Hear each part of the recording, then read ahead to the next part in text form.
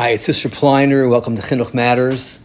A role model is the most effective approach to training middot, and one cannot overstate the importance of parents being inspired role models. And this idea is brought home from another reflection made by Rav Moshe Feinstein, Zichrono Livracha.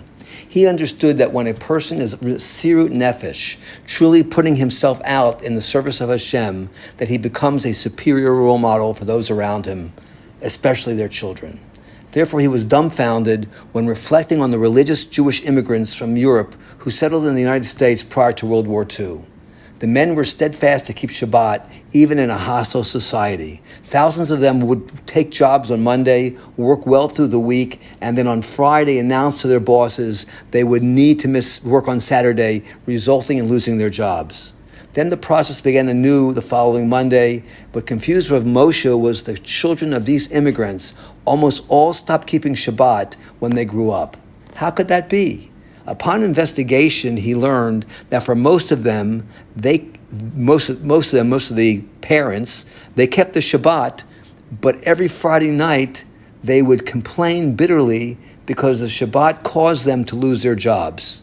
So children experienced their parents not as Mesiras Nefesh for Shabbat, but as people who hated the Shabbat. The message of Parashat Emor, being an excellent role model, has a greater effect on children than just telling them, is brought home in the following situation told over by Rabbi Yisachar Fran in his personal life. He tells a story that one summer morning he was eating his breakfast with one of his children prior to his walk to the Beit HaMidrash at Ner Yisrael. As he made his way through an open field in almost severe heat and humidity, which Baltimore is known for, he began to question himself whether he recited the Birkat HaMazon before leaving. He finally concluded that he had not, and now the internal debate began, what should he do? Should he just stop and bench in the middle of his walk?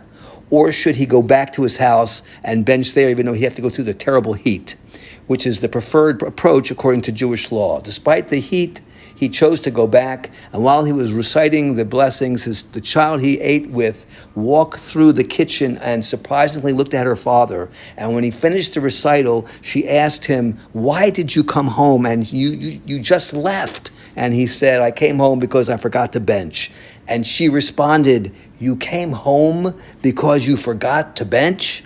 Rabbi Fran commented that this one situation for his daughter was a more powerful learning experience for the importance of making brachot than all of the thousands of reminders he had given her over many years. And this is a prime example of how important impressionistic situation is, much more powerful than just telling children what to do. And we will conclude our discussion on role modeling in the next message. Please stay tuned. And if you are enjoying these videos, I encourage you to visit our website, chinuchmatters.net, sign up for our weekly newsletter, and receive our free ebook. Have a wonderful day.